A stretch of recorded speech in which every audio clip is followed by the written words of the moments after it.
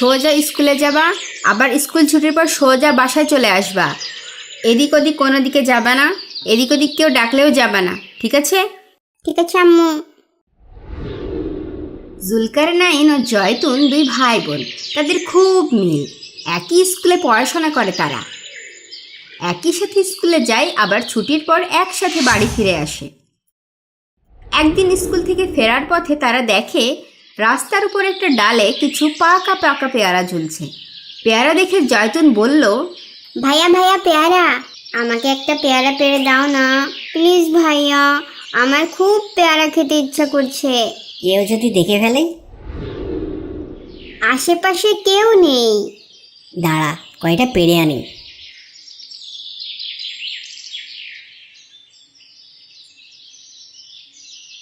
আসসালামু আলাইকুম বন্ধু জুলকারনাইন, তোমরা কি করছো?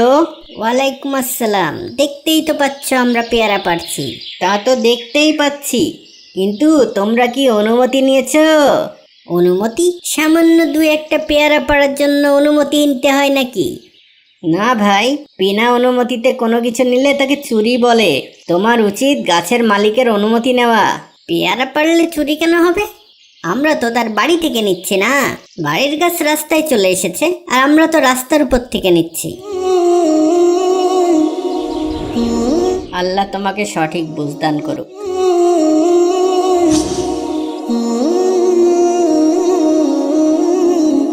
আসসালামু আলাইকুম ভাইজান। ওয়ালাইকুম আসসালাম, বলেন। আমরা পাশের এক হাফিজিয়া মাদ্রাসা থেকে আসছি, ভাইজান যদি কিছু দান করতেন। দান করতে তো সমস্যা নেই, সমস্যা হলো এই দানের টাকা তুলে তো আবার আপনারা ভাগ বাটোয়ারা করে খেয়ে ফেলেন। আস্তাগফিরুল্লাহ, এ কি বলেন ভাইজান? এটা নতুন কিছু না ভাই, এ এখন সবাই জানে, আর তাই তো রাস্তাঘাটে দান করতে সাহস করি না। হয় আপনার কথা অনেক ক্ষেত্রে সত্য, কিন্তু আমরা তো আপনার এলাকার মাদ্রাসার কথা বলছি, অপরিচিত কোনো কিছু না। আমাদের এখানে এতিম ছেলেদের হাফেজি পড়ানো হয়, কিছু কোরআন শরীফ কিনতে হবে, তাই দান চাচ্ছি। চাইলে আপনি আমাদের সাথে চলেন, আমাদের মাদ্রাসাটা একটু দেখেন, তারপর সত্য যাচাই করে দান করবেন। হ্যাঁ, সেটা করা যায়, চলুন।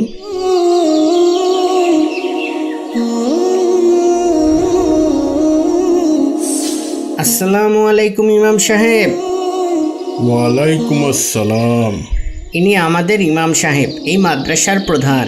হুজুর, এই ভাইজান আমাদের মাদ্রাসা দেখতে এসেছেন, ওনার দান করার নিয়ত আছে। মাশাআল্লাহ, আমাদের এখানে প্রায় 30 জনের মতো এতিম ছেলে হাফেজি পড়ছে। আপনি আপনার ইচ্ছা অনুযায়ী দান করতে পারেন, নিশ্চয়ই আল্লাহ আপনার দান কবুল করবেন। এখন এমন হয়েছে রাস্তাঘাটে দান করতে ভয় লাগে, টাকাটা আসল জায়গায় আবার যায় কি না। ভাই, টাকাটা আসল জায়গায় না গেলেও আপনার সব আপনি ঠিকই পাবেন, কিন্তু আমার মতেও একটু জেনে শুনে দেওয়াই ভালো। আচ্ছা, আপনাদের কতটি কোরআন শরীফ লাগবে?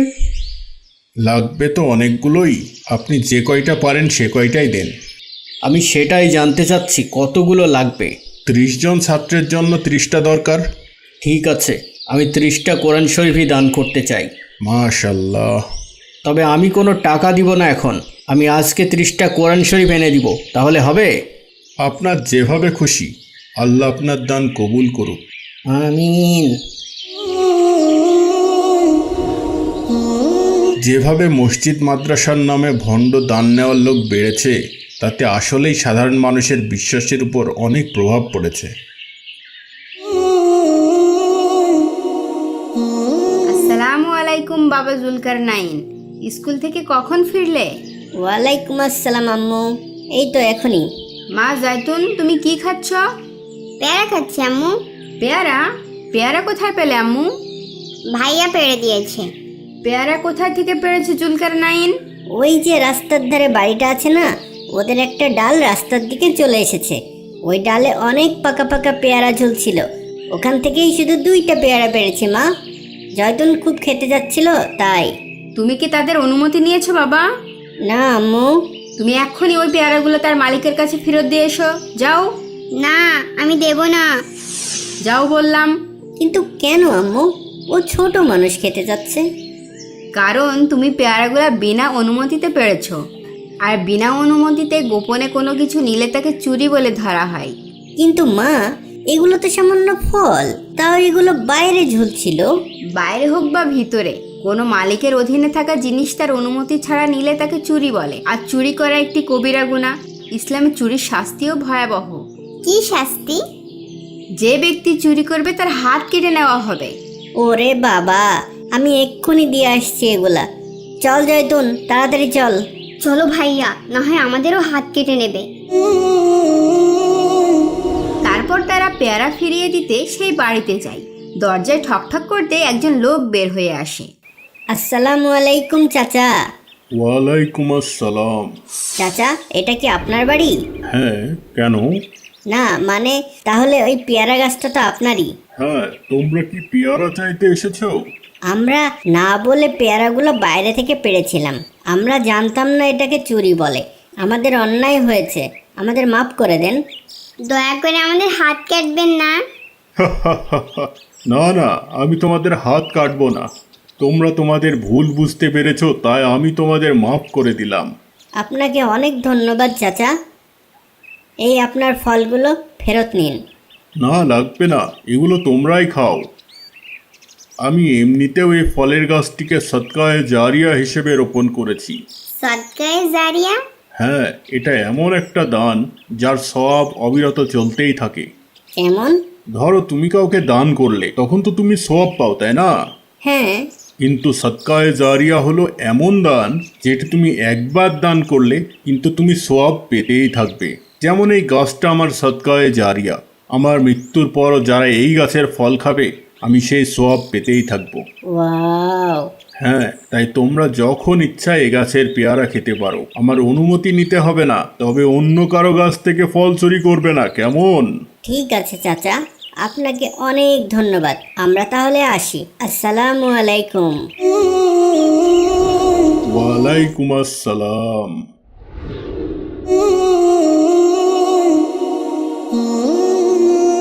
কি ব্যাপার জুলকারনাইন, তুমি পেয়ারা ফেরত দিয়ে আসোনি? আমরা ফেরত দিতে গিয়েছিলাম আম্মু, কিন্তু তিনি ফেরত নেননি। কেন? উনি বলেছেন যে আমরা যখন ইচ্ছা ওই গাছের পেয়ারা খেতে পারি, কারণ ওই গাছটা হচ্ছে ওনার সদকায়ে জারিয়া। আলহামদুলিল্লাহ, এই জামানায় এখনো এমন মানুষ আছে? আম্মু, এই বৃক্ষ মেলায় আমরাও তো দু একটা গাছ এনে উঠানে বা রাস্তার পাশে লাগাতে পারি সাদকায়ে জারিয়া হিসাবে। তাহলে যতজন ওই গাছের ফল খাবে, আমরা তার সব পেতেই থাকবো। মাশাল্লাহ বাবা জুলকারনাইন, তুমি খুব ভালো কথা বলেছ। আলহামদুলিল্লাহ বাবা। এমন আরও অনেক সদকায়ে জারিয়া আছে যেগুলো আমাদের অনবরত সওয়াব বাড়িয়ে দিতে পারে। যেমন? যেমন কোনো মসজিদ মাদ্রাসায় কোরআন শরীফ দান করলে যতদিন কেউ ওই কোরআন শরীফ পাঠ করবে ততদিন সওয়াব পেতেই থাকবে। মৃত্যুর পরও? হ্যাঁ, মৃত্যুর পরও। এখন চলো তো বাবা আমার সাথে পাশের হাফিজিয়া মাদ্রাসায়। কেন বাবা? তোমার বাবা সেখানে কিছু কোরআন শরীফ সদকায়ে জারিয়া করবেন। আলহামদুলিল্লাহ। আমিও যাব, আমিও যাব। হ্যাঁ হ্যাঁ, চলো।